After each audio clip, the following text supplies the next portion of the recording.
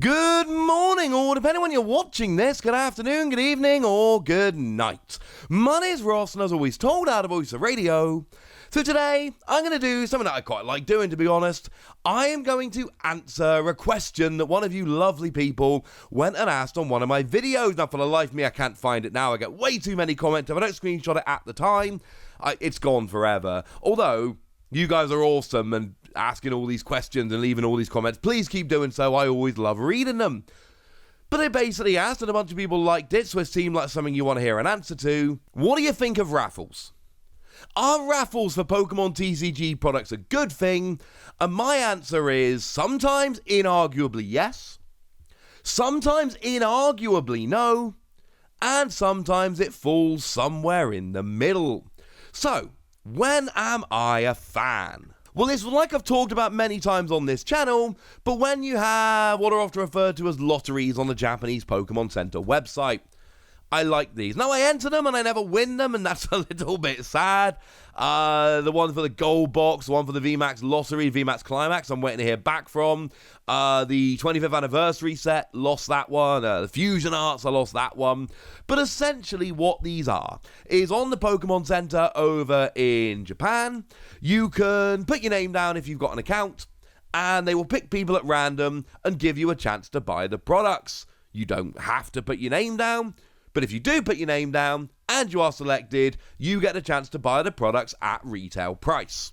And the reason they do this is because back when EV Heroes launched, they didn't do this, and it was kind of a disaster. The website crashed, and they apologized, and then they said, yeah, if there's any more, we'll do it by lottery. It went wrong, basically, because a bunch of bots went and picked up everything. And when websites set it up to be first come, first served, generally speaking, bots will get pretty much everything, and it will be a little bit of a disaster. So what you do is you set up a lottery system whereby you randomly select people who enter in a given time frame, and then you go from there, which is awesome. And obviously, not everybody gets to win, and that's a little bit sad, but everybody gets a chance to win, unlike when it goes up first come, first serve, and the bots get there. So when it's a lottery for a sought-after product, and you enter, and if you win, you get to buy it at retail, that is a great use of lotteries, raffles, call them what you will, and I am 100% completely and utterly in favour of it. When is it inarguably bad? Well, I don't want to call the store out. I'm not a fan of calling out stores. I like to call out behaviour, not people or stores. But I'll give you an example, and annoyingly, it's to do with that Pokemon Celebrations Ultra Premium Collection. You see, the recommended retail price for that in the UK is £150. So we had a store, an actual store, that buys from wholesalers and gets products at wholesale prices, and if they sell at wholesale prices, make a guaranteed profit. And what they decided to do was do a raffle. Now, what they could have done was do what the Japanese Pokemon Center did. They could have let all of their locals come in, and every local gets their name taken down, and then they pick a name at random who gets to buy it for recommended retail price. That would have been a really good way to reward your loyal customers, to look after your loyal customers. Did they do that? No! What they did was they set up using a website, and they used a website to get around the laws in the UK where you've got to have licenses to run these raffles, and they sold 200 tickets for £1.50 each, which with a little bit of simple maths makes £300. So rather than selling the product that they should have sold for £150, for £150 to a local, to reward them for coming in and supporting their store. And again, I think having a lottery that was only open to locals who came in and put their name down physically would have been a great way to go about it. What they did was they put it online where anybody could enter. They made £300, and yeah, they gave 10% of ticket sales to charity. Brilliant, that's 30 quid. You still charged £120 over RRP. Charging double RRP, charging 100% above, and then giving 10% to charity. Don't get me wrong, I love the charitable gesture, but they could have just charged 30 quid above RRP and given the same amount of money to charity and not ripped off their locals, so just putting that out there. And then, of course, they ran this raffle, and fine, there was one person that bought a ticket for £1.50 and they won the £150 box, and that's lovely. And there are 199 people who paid £1.50 for nothing. And while all this is going on, the shop is selling for £120 above recommended retail price and pocketing the difference. And their locals, maybe a local one, maybe they didn't, that's not really the point, because anybody could have entered this online. And, you know, you can live an hour or two away from this store, just enter online, and if you win, you drive down. Would that person have driven 2 hours to go and put their name down on the off chance of winning? I'm arguing probably not. But certainly if they'll enter the lottery for £1.50 and then the locals end up missing out. As a side note, and I don't know this for a fact, I've heard this from more than one person, but I've not been able to actually confirm this, but I have heard that a lot of distributors, including the one I'm fairly sure this store uses, again, not naming the store, not the point, actually have a rule whereby you are not allowed to raffle products bought from that distributor. So not only are they running a raffle, which I think it's horribly disrespectful to your locals, who are the ones that keep you in business, but also it seems like they've broken the rules set by their distributors. So I think this is an example of lotteries being used in a very, very bad way. You are essentially using it as an excuse to charge well above retail for a product against the rules of the distributor, and a lot of people are going to end up being disappointed. And I don't like this at all.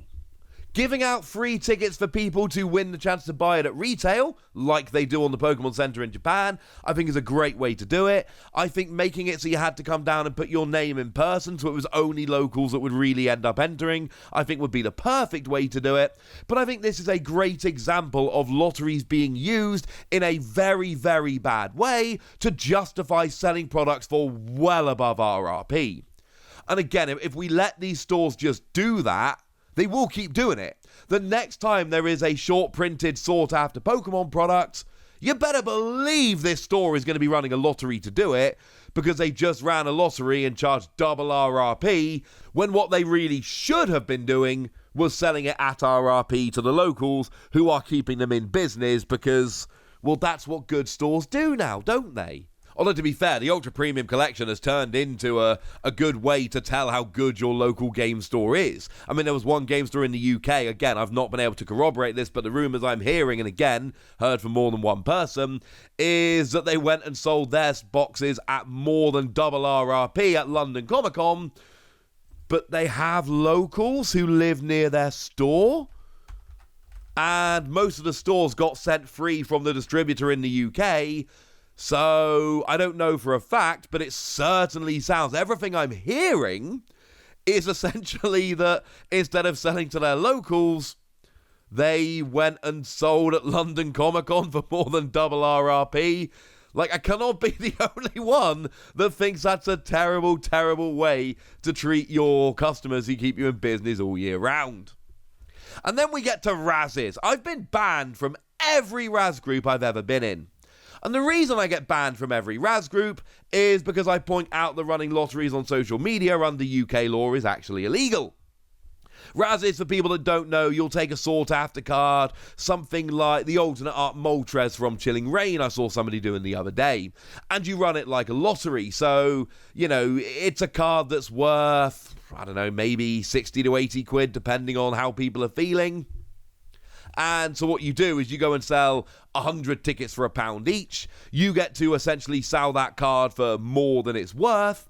And everyone who enters only spends £1, and somebody gets lucky and wins it, and 99 people don't get lucky, and they're like, oh man, I spent £1 on nothing. But you're hoping that it's only a quid, it's not a big deal. It's literally gambling.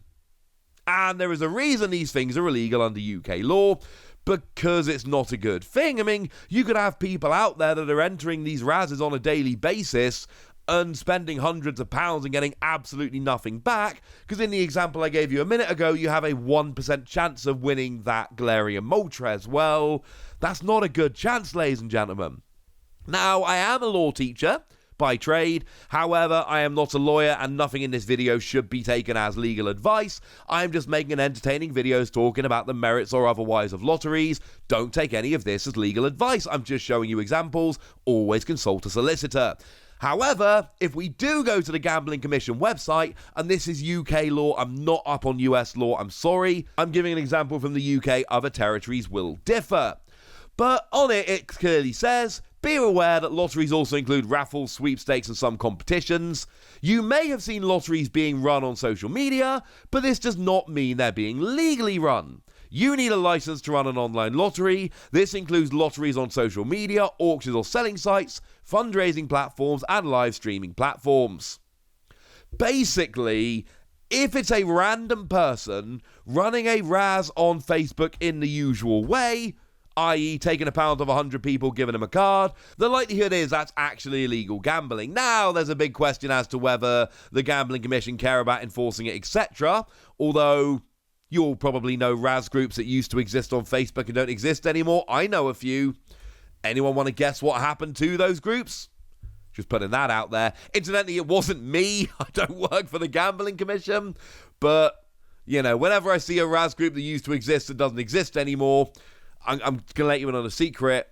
They are actively trying to shut these things down for the obvious reason. So I'm not a fan of razzes at all, because generally speaking, razzes, and I know it's individuals and it's individual cards and all of that, but razzes are generally just an excuse for somebody to sell a card for more than it's worth while running a lottery, which the vast majority of the time end up being illegal under UK law because, well, there's a reason why gambling is heavily regulated, yeah? Just putting that one out there. So there we go. As far as I'm concerned, if you've got lotteries to buy stuff at RRP because a product is oversubscribed, like you see in Japan, that's a good thing. That is a great way to deal with too much demand.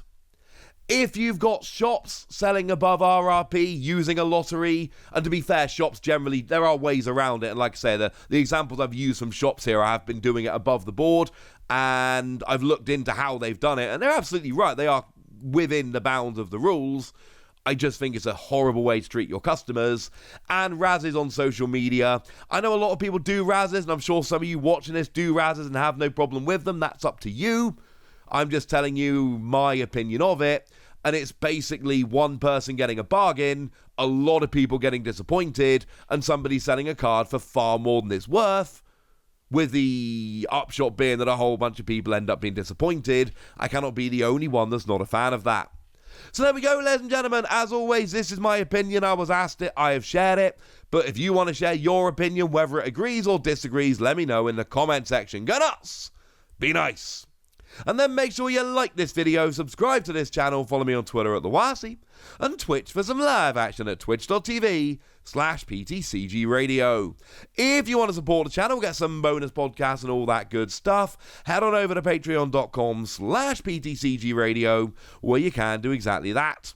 But by far the most important thing as always, look after yourselves till next time, would ya? Thank you very much for watching. My name's Ross, and you've been watching PTCG Radio.